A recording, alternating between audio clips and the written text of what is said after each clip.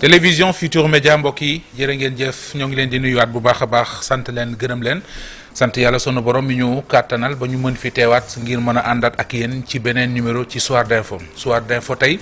ñu am mbégte di ci dalal Mamadou Diacko mooy président bu comité d'organisation bu symposium bi nga xam ne kuréel gii di Rendo Cheikh Omar Foutiyou Tall moo koy organiser daañuy waxtaanee wàllu diine waxtaanee wàllu actualité waxtaanee mag ñu baax ñi tànn ko ci moom di Cheikh Omar Foutiyou Tall radiyallahu taala anhu bala ñuy sori ñu bàyyi ko mu nuyoo Mamadou Diacko ñu ngi lay nuyu am mbégte dalal la ci Soir d'info ci télévision Futur Média. waaleykum salaam wa rahmatullah monsieur Ndiaye. ñu ngi lay delloo nuyoo di la remercier ci invitation bu ñu defal li pour ñu ñëw fii représenter Rendo ñu ngi représenter Rendo nag ci turu suñu kilifa mooy Thierno Bachir Mountaga Daha Tall mais également suñu guide religieux muy Nourou Cheikh Omar Tall donc ñooñu yabal fii ci symposium bu nga xam ne ñu ngi ko fas yéene organiser donc vraiment ñu ngi leen di remercier ci invitation. symposium bi ndaje la boo xam ne ca King Fahd lay amee donc su ma jumla 21 ci ngoon comité scientifique bi ñu samp yow yaay président bi mais bala ñuy sori. xëy na bari naa ci morom maa ngi la koy laaj sànq. dañuy dégg Rendo Cheikh Omar Foutiyou Tall. baatu pulaar la lu muy tekki. waaw Rendo baatu pulaar la comme nu nga ko waxee Rendo société mooy kuréel. mooy également mbooloo boo xam ne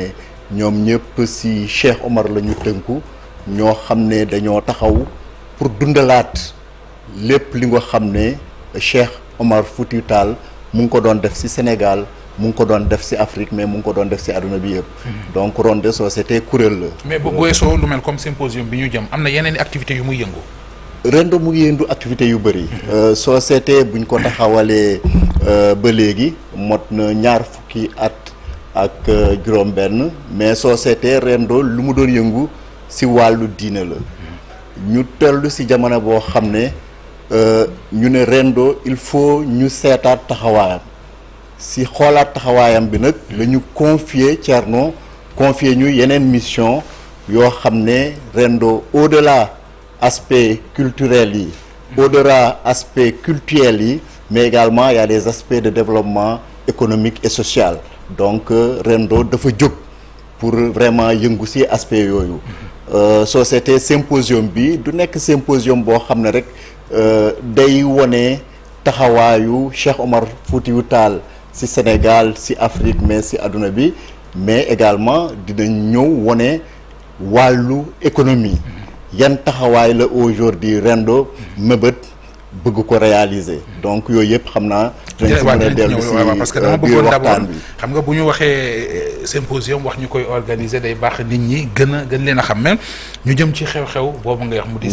symposium. ni ma ko junjee sànq le 21 juin maanaam suba ci samedi ji. bu 4 heures jotee. symposium la mais dafa am ponk buñ ciy waxtaanee muy ponk boo xamante ne ji ci ni ñu ko waxee bokk na ci entre spiritualité culturelle panafricanisme et universalité. su ma jumul également professeur Mbaye Thiam bokk na ci ñiy def waxtaan yi ñu bëggoon taxaw ci symposium bi maanaam lu ko yëkkati lu ngeen ciy séentu ak nu ngeen koy doxale incha allah comme nu nga ko waxee suba di samedi. 21 juin du mois. symposium boobu dinañ ko taxawal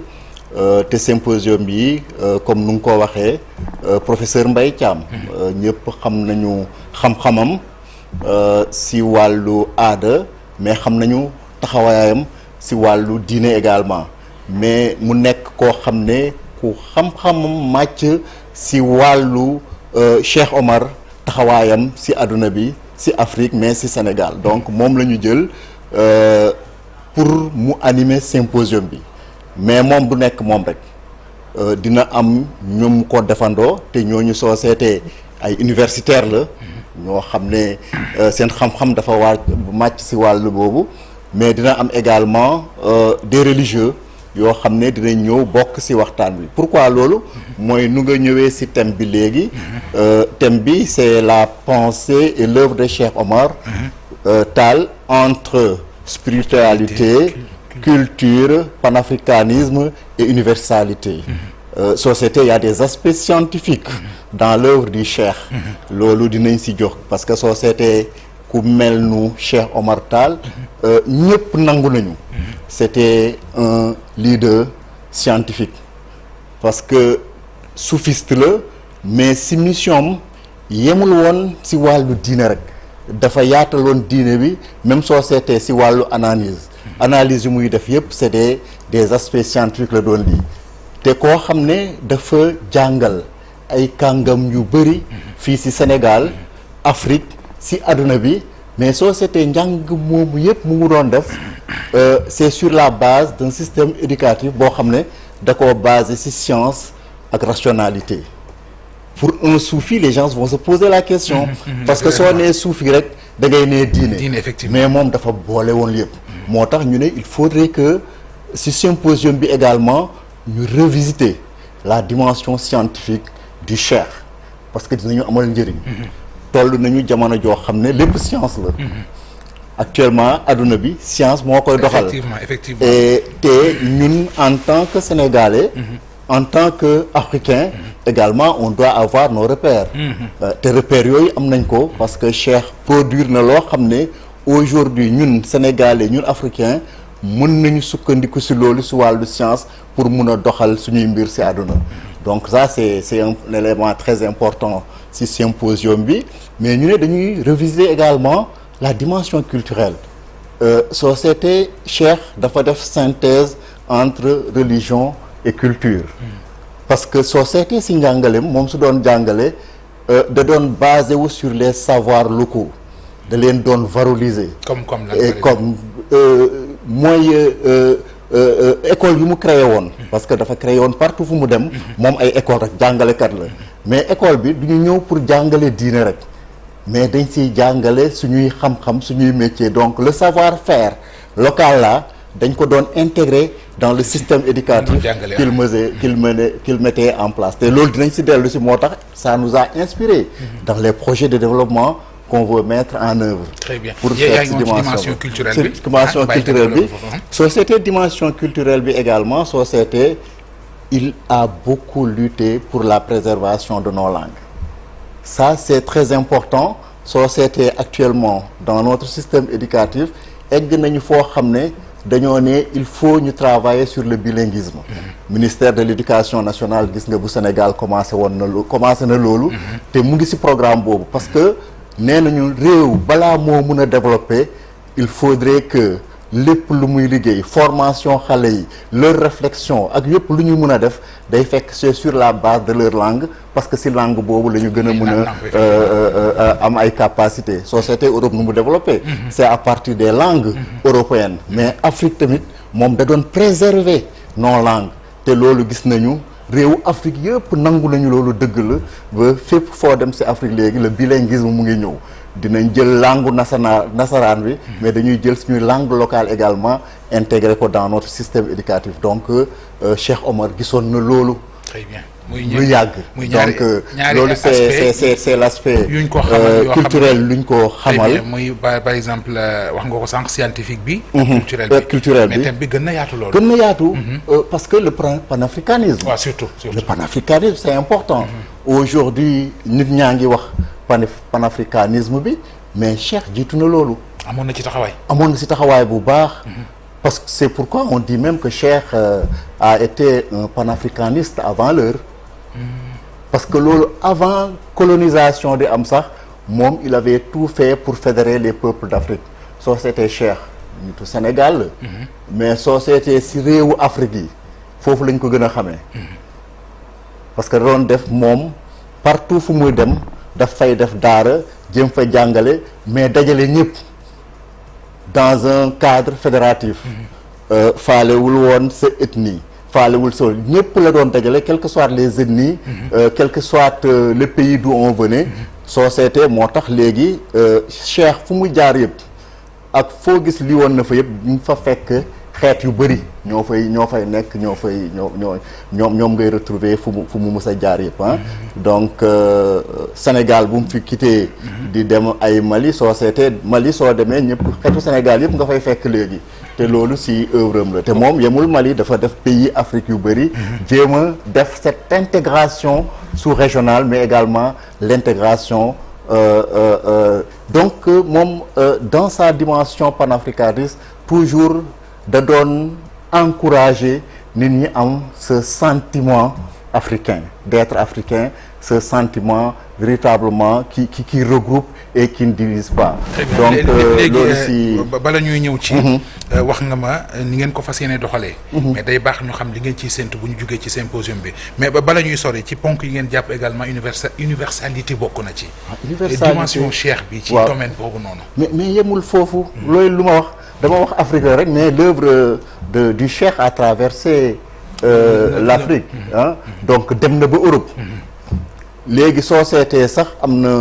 gëstukat yoo xam ne ñu ngi en Europe soo moytuwul sax léegi ñoom ñu raw ñu si nga xam le cheikh kan mooy cheikh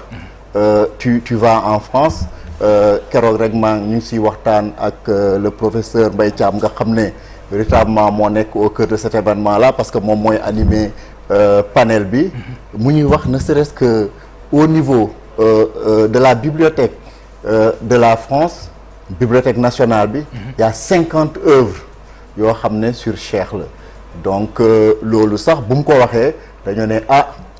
ñun de suñu jógee ci événement bi également il faudrait véritablement qu'on puisse aller revisiter ces œuvres qui sont au niveau de la bibliothèque de Paris dañ ko téye woon dañ ko jox Sénégal loolu xam nañ ko dimension bu mu am ak taxawaay bi te œuvres yooyu nag egg nañu jamono boo xam ne il faut œuvre yooyu tamit ñu fexe ba ñu mun ko jëriñoo ñun tamit ñu nga xam ne véritablement cheikh ñun la taxawaloon fii. et au-delà de œuvre boobu noonu tey bëgg nañoo xam yim fi bàyyi muy yoon wi mu wanee dimension yi mu amoon ci yi fi lim yëpp. maanaam nu mu mën a jariñee askan wi rawatina Sénégal gi nga xam ne fii la fekk baax mais bala ñuy sori avant ñuy ñëw foofu bëgg naa xam symposium bi ma waxee li ko undu ni ngeen koy doxalee. bëggoon naa xam lu ngeen ciy séntu buñ ci génnee. waaw lu ñu séntu si symposium bi mooy lu njëkk mooy mission si suñu mission la bokk mooy fexe ba nit ñi gën a xam dimension yi yu ma wax. yu nekk ci cheikh parce que ñu bëri dimension religieuse bi rek la ñuy gis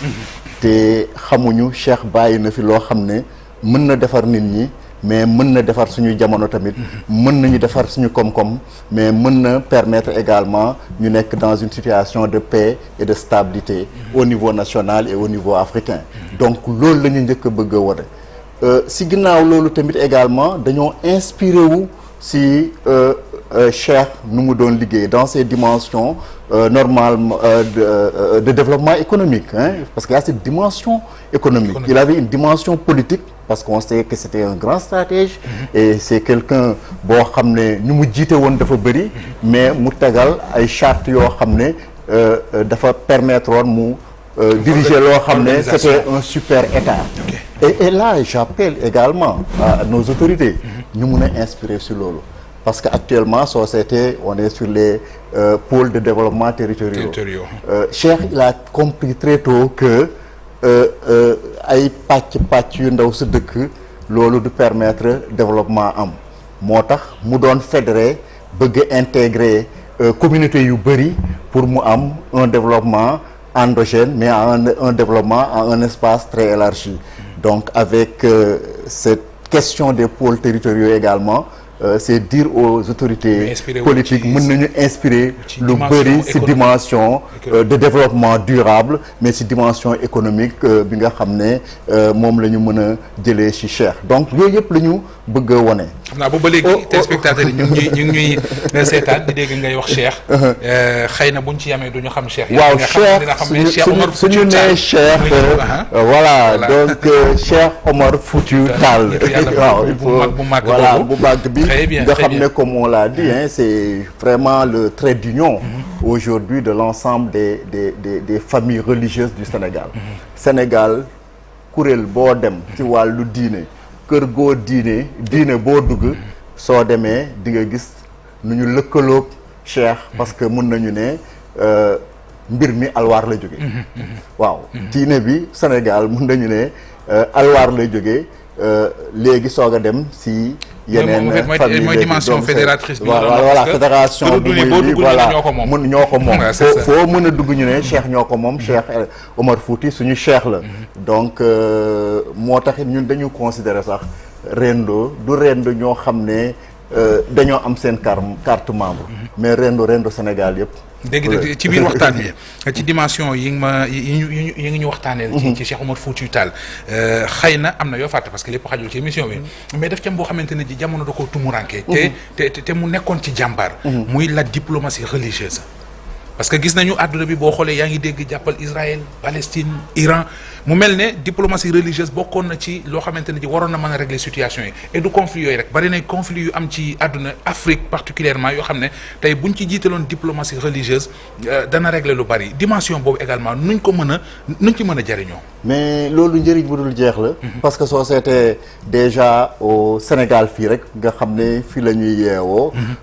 nit ñi nekk nañu si jamono boo xam ne ñu ngi vivre crise yu bëri que ce soit les crises économiques les crises de valeur toujours on en parle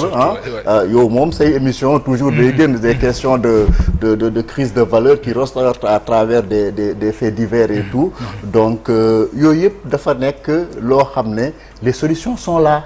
à portée de main moo tax ñu am taxawaay boobu pour véritablement faire une large diffusion parce que affaire bi du yem ci symposium bi rek moo suñu paree symposium bi dañuy continuer travail boobu sur le plan de la diplomatie également la diplomatie religieuse elle est très importante parce que ñoo xam ne suñu jógee diplomatie bu ñuy doxal gisuñu leneen lu dul yàlla ci ginnaaw loolu y a aucun intérêt caché derrière cette diplomatie là bi nga xam ne mu ngi dem te actuellement comme nu nga ko waxee on est dans un monde en crise fépp daay baa ngi tàkk donc suñu jàngoon ba xam en matière de diplôme parce que c'est un grand diplomate amul réew bu mu demul te nit ñi souvent suñu waxee Cheikh aspect jihad bi rek la ñuy gis mais gisuñu après diplomatie bi alors que c'était un grand diplomate ce qui fait que cette diplomatie là bu Cheikh amoon ça a inspiré suñu guide moral muy Nourou Cheikh Omar Tall nga xam ne Rendo bi suñ ko waxee du Sénégal rek yamul Sénégal d'accord yéen Rendo c'est comme en parlant d'universalité ñun dañoo bëgg copier Cheikh Omar lu mu doon def moo tax dimension yooyu yëpp la ñuy jéem a dundal c'est pourquoi en termes de diplomatie société Rendo dafa yaatu on est en Europe on a beaucoup de cellules en Europe parce que Rendo compte plus de 25 000 membres membres yoo xam ne ñu am seen carte la dañ leen considérement waxuma nag adhérents yi te waxuma ak ñu ma wax ñëpp nga xam ne vraiment gëm nañu bëgg nañu Cheikh Omar ñoo ñëpp on les considère réellement mais des membres qui ont leur carte déjà on a plus de 25 000 membres ci àdduna bi yëpp ci àdduna bi à travers diaspora bi yëpp ak lii société symposium bi soo ñëwee nit ñi dañoo jógee dans tous les coins du monde voilà pour ñëw participer ñu ngi ñëw ñoo xam ne ay membres Rendo lañu mais au-delà de membres Rendo yi au-delà de membres Rendo événement bi yéen a ngi ciy séntu yeneen i nationalité événement bi c'est un événement préparatoire yaa ngi doon ne lan la ñu séntu ci événement bi mais c'est un événement préparatoire d'un grand événement qui va nous permettre de montrer l'universalité du Cheikh c'est le colloque au siège de l'UNESCO à Paris 2026. En mars 2026 boobu nag la ñuy xaar ñëpp nee leen Cheikh du suñu Cheikh ñun rek Cheikh adduna bi yëpp la événement boobu la ñuy xaar pour won ko nit ñi bii prélude la rek bii lancement la bii préparation rek la pour won nit ñi lii am na mais am nañu fu ñu jëm yemuñu Sénégal puisque Cheikh du Cheikhu Sénégal Cheikhu adduna la dinañ dem foo xam ne adduna bi yëpp fa lay daje muy siège UNESCO waxtaane fa Cheikh ba ñëpp xam ko mais également waxtaane les projets de développement yoo xam ne ñu ngi ko bëgg a def parce que nee naa la wàllu koom-koom bi dañ siy taxaw bu baax parce que on a vraiment des projets qui vont nous permettre véritablement dimension boobu ñu atteindre ko parce que Cheikh lu mu doon def yëpp da doon impliquer les communautés et communautés yi tamit da leen doon structurer sur des activités éducatives mais des activités sociales des activités économiques seulement yoon boobu la ñu bëgg a topp. Mamadou Diako jërëjëf. jërëjëf. mbégte la ñu amoon. mais di leen remercier yéen ñëpp ci invitation bi et puis di ne Sénégalais yëpp forum bi symposium bi seen symposium la ñu ngi leen fay xaar yéen ñëpp. vraiment merci jërëjëf Mohamed. ñu ngi lay gërëm bu baax ci wuy si bi nga ñu wuy si ci télévision Futur Média ci Soir d'info ngir ñu doon waxtaanee nitu yàlla bu mag te màgg bi ak ndaje mi nga xamante ne ji kon moom ngeen dënmal suba ak jàmm fàttali ñu doon seetaane yaay président comité scientifique bu symposium bi nga xamante ne ji Rendo Cheikh Oumar Foutiyou Tall moo koy organisé gërëm également ñi nga àndal bi ngay ñëw parce que ànd nga kii kilifa muy Bokar Diallo mi nga xam ne mooy président mooy kon secrétaire général bu Rendo Cheikh Oumar Foutiyou Tall ak suma naataango bi. Assow ñu leen di nuyu bu baax a baax gërëm leen yéen sant leen ci ànd bi ak télévision Futur Média Soir d'info la woon ci kanam tuuti danañu ànd ci xibaaru timis yi jërë ngeen jëf.